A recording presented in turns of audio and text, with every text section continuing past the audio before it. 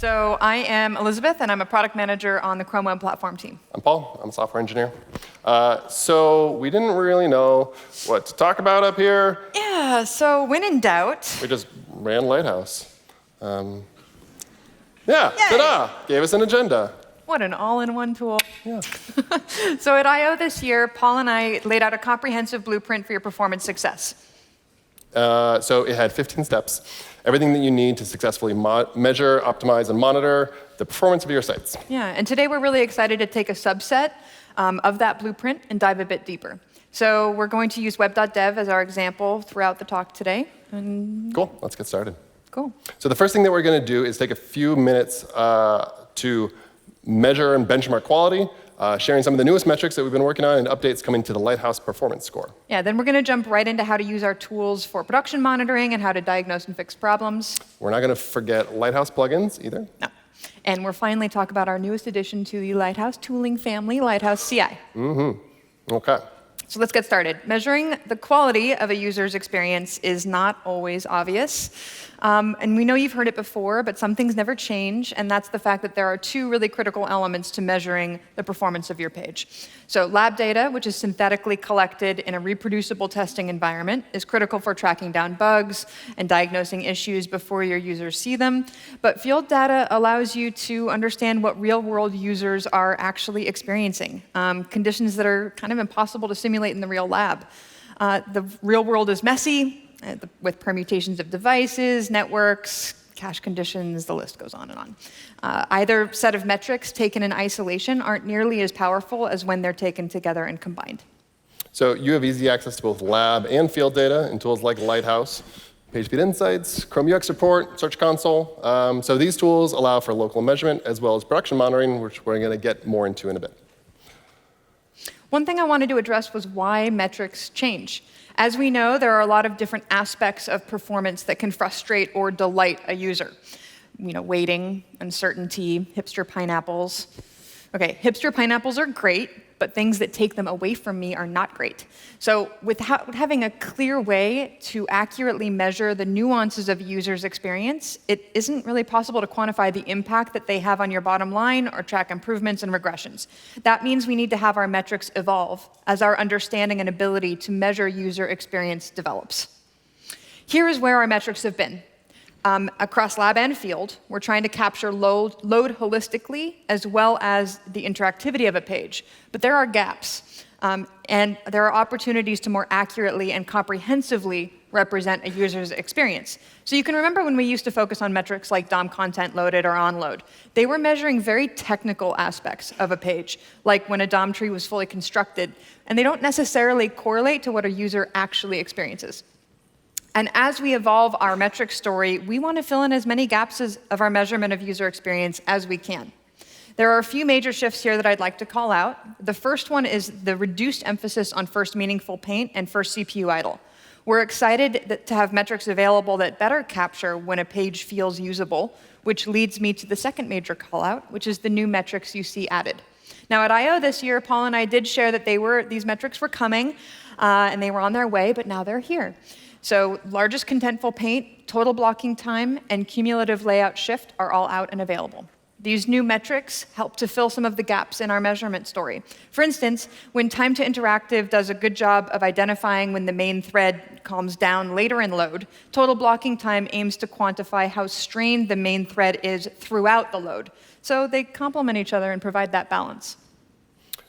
So let's explore the new metrics themselves. Largest contentful paint aims to measure exactly what its name sounds like. What is the main largest content visible for the user? When is it? Metrics like first contentful paint are helpful, but they only capture the very beginning of a loading experience. And LCP helps to flesh out how quickly a user is able to see the meat of what they expect and want on a page. So, yay, I expect to see my dog, Annie. It's actually my dog. And so as soon as I can see her entire cute little face, that's the value of my LCP. Then there's this. It's not as cute as my dog, is it? No, not as cute. Just a few pixels moving can be the difference between happiness and complete mayhem. So cumulative layout shift measures an aspect of a user experience that we're excited to build out over time in addition to our load and interactivity metrics. And that's predictability. Cumulative layout shift measures the amount that the elements within the viewport move around during load. CLS is trying to measure things like prepending an add to a list in a way that increases the chances of accidental clicks, like this one, or having a new page in which the story's photo shifts down the page when it fully loads, all that kind of stuff. All right, so that brings us to total blocking time. I'm going to take a second on this, and we need to do a quick refresher on how event handling happens in the browser. So let's say we have a main thread, and then the user taps on a button, right? So we have some input. Now JavaScript has to react to that. So we have an event handler, touch start, click handler, whatever, some JavaScript. Then we're going to have, recalculate styles, layout, paint. We ship a frame.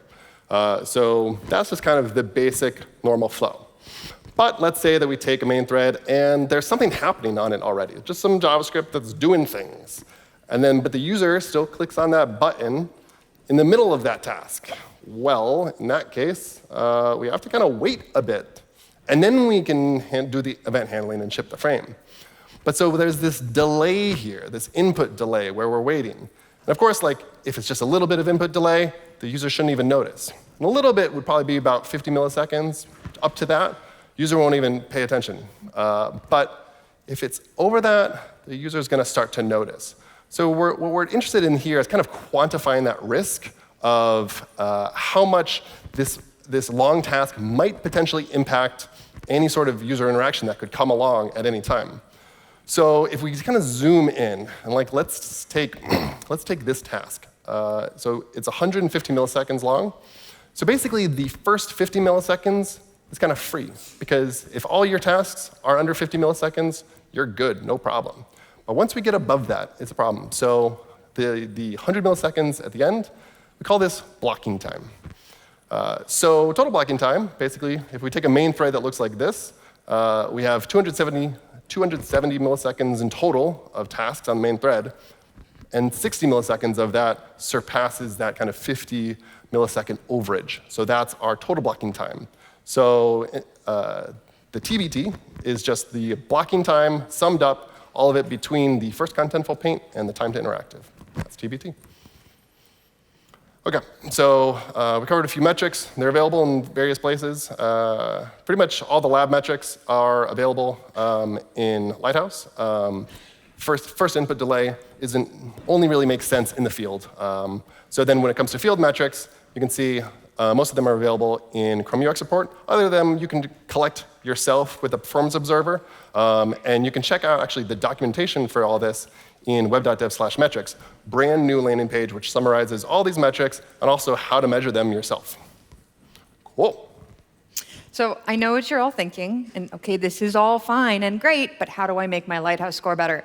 So ultimately, optimizing for the metrics we just went over will allow you to move your scores from stuff like this to this. So let's take a minute to make sure that we know exactly how the Lighthouse performance score is actually calculated.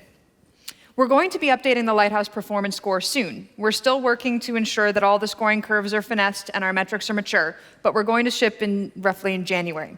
This is what the current V5 score looks like. It has 5 metrics that are weighted and blended together to form the 0 to 100 performance score that you see then populated in the gauge at the top of the report. The new V6 score that we're working on now replaces first CPU idle and first meaningful paint with largest contentful paint and total blocking time. So let's take a look at that change. All right, got a little animation. We got to pay attention. Ready? Ready? All right.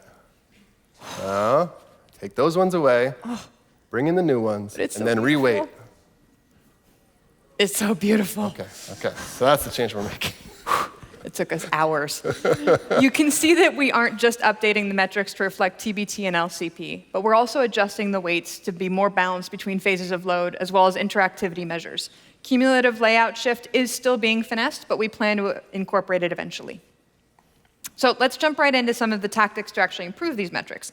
Just a quick cool new feature in the interest of allowing you to measure the user's experience as accurately as possible. We've added a reanalyze prompt to PageSpeed Insights. So for sites that are redirected to a new URL, you're prompted to rerun the report on that post-redirect URL. So you get a full kind of accurate picture of, OK, from the redirect, what is the story of that page? So you can go to the PageSpeed Insights report to benchmark. It's a great place to start. But we also want to know kind of how things work over like a historical perspective and see what the trends are. So the PageSpeed Insights API itself, that is underlying the web app, and it's free to use and allows you to scale up your monitoring across multiple pages and domains. And the cool thing is you can just hook it up to a cron job, ping it daily, drop the results to Google Sheets, and chart it. And I actually did that here with web.dev. Was able just to do that, a lot of conditional formatting. Love conditional formatting. And then got these charts, right. And so this is actually like 2 weeks of data from web.dev homepage collected by PageSpeed Insights. The homepage, and then also one of the articles that I found. So interestingly, first content full paint, it's about the same in both cases, but then the speed index and TTI are quite a bit higher on the article. Like the homepage is fast, cool, but the article. We should probably investigate that at some point. Yeah, we'll get back to this. OK, cool.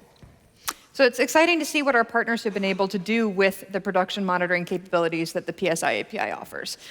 This is a snapshot of a dashboard that VRBO created with the API, and they're able to track their long-term performance trends and ensure that their page speed performance remains on par or better within the travel industry. Another way to track and improve your metrics is with Search Console's new speed report.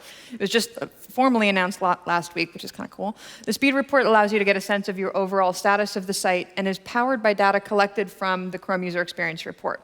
You're able to then go to PageSpeed Insights to get the actionable recommendations that are surfaced in the speed report. And we're making it rain with origin coverage.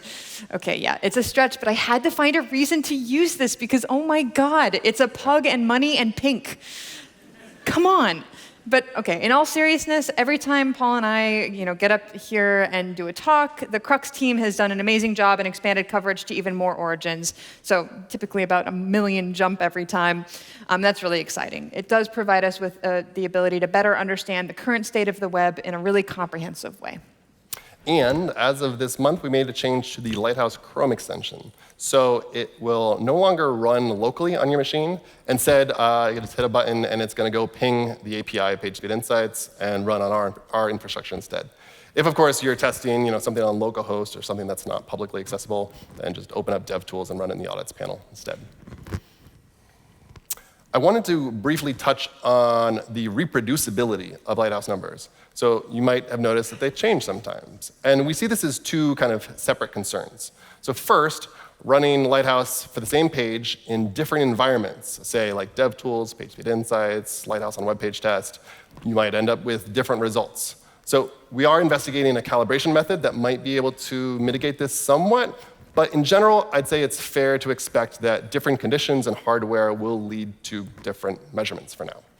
So variability, on the other hand, is the issue when you see numbers and they're moving around, even though you're on the exact same environment. So this is a hard problem that all engineering teams that measure performance struggle with. We're always working to mitigate variability when we can. And while we have more work to do, we're sharing some documentation on the sources of variability and suggestions with what your team can do to implement them. OK, so now we're on to how Lighthouse can be expanded and extended as a platform. So we want to make sure that Lighthouse is tailored and actionable for you. So we're making a few, you can take a few minutes to talk about how you can leverage it for your own use cases.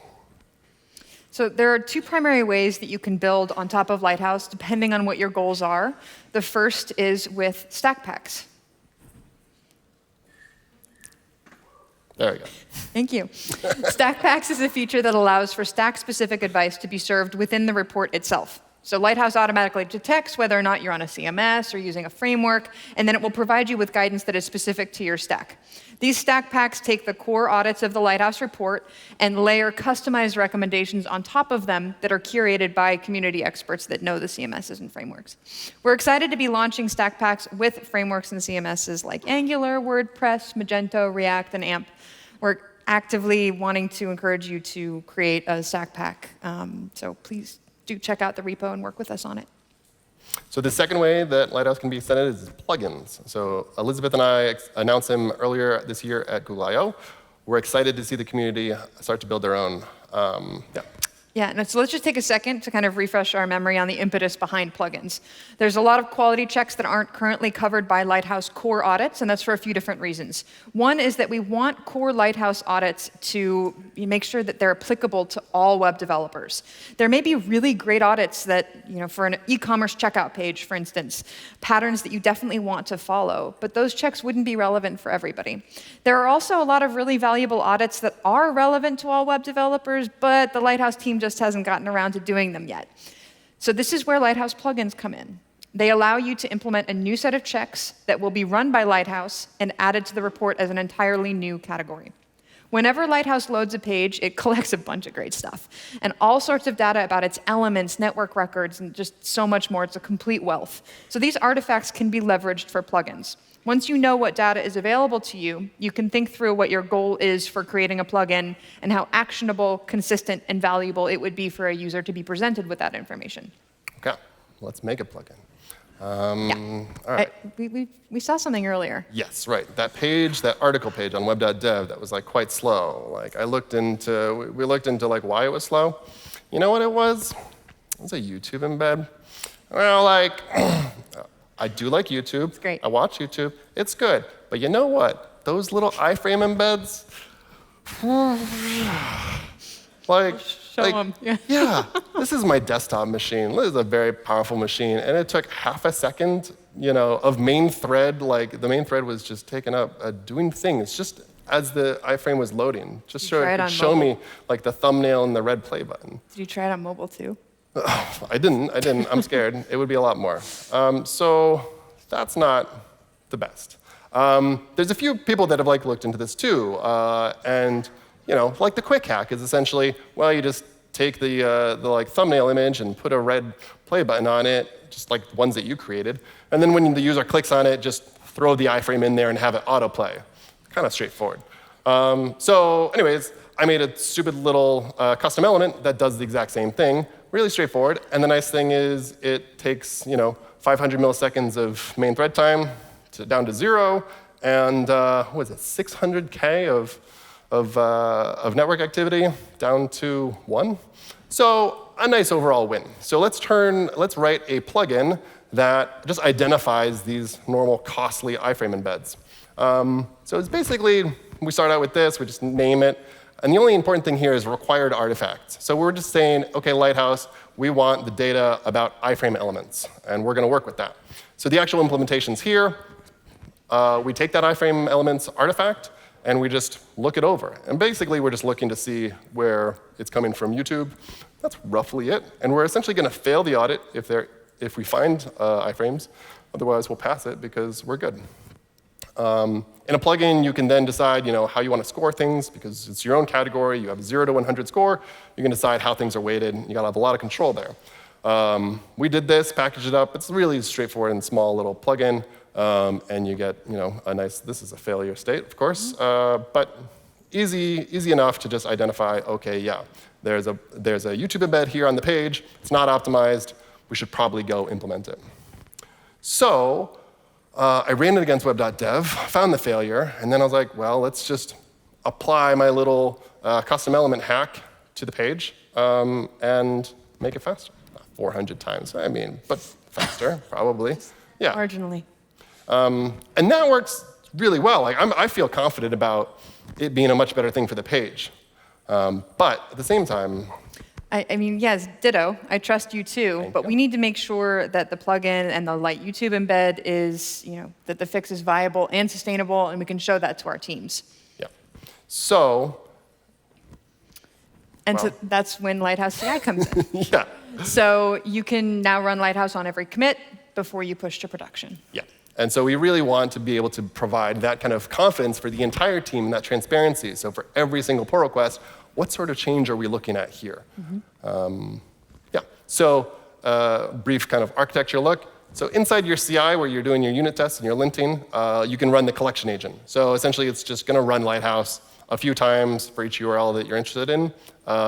Maybe you're going to assert some things against a performance budget.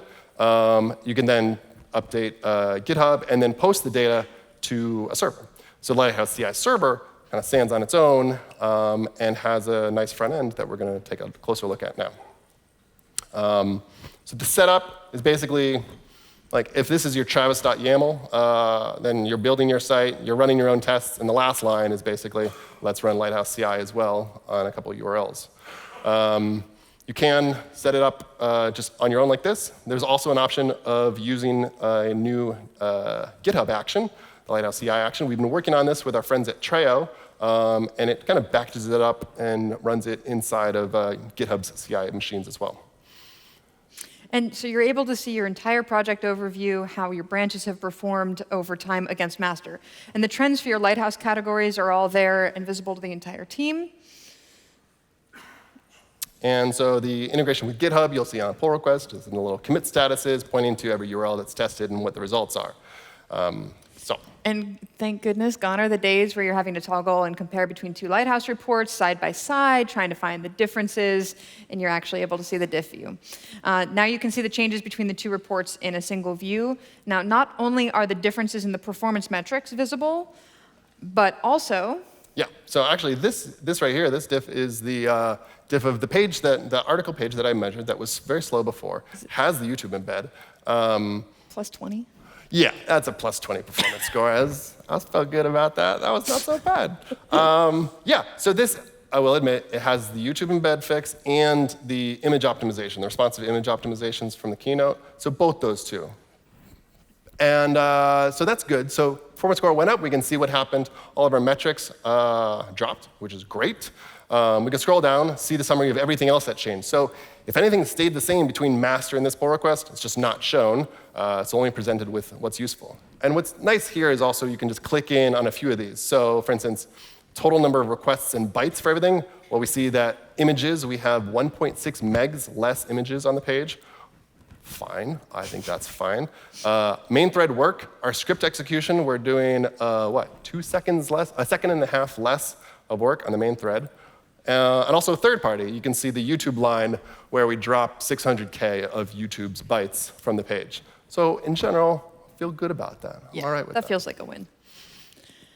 So how excited is the team actually about this? We're pumped. Yeah, we're really excited. So we are launching the 0.3 alpha of Lighthouse CI today. And you can check it out in the repo, set it up. But please let us know what you think of it. It is early stages, and we definitely want your feedback. Yeah. And now we're to key takeaways. Yeah, we're at the end. All right. So first, we want to make sure that everybody's benchmarking with new metrics, the ones that we discussed today. We also want you to take advantage of Lighthouse extensibility with stack packs and plugins. Yeah, try out Lighthouse CI. Give it a shot. Tell us what you think. And keep an eye out for the changes with Lighthouse v6 that are coming out. We're going to be making changes with the perf score, introducing new metrics, deprecating some older metrics. So keep an eye out. v6 should be finalized by January, but we'll have an alpha release of it for you to try for the node module pretty soon. Cool. That'll do it. Here's all the links that we were showing before. And thank you guys very much. Thanks.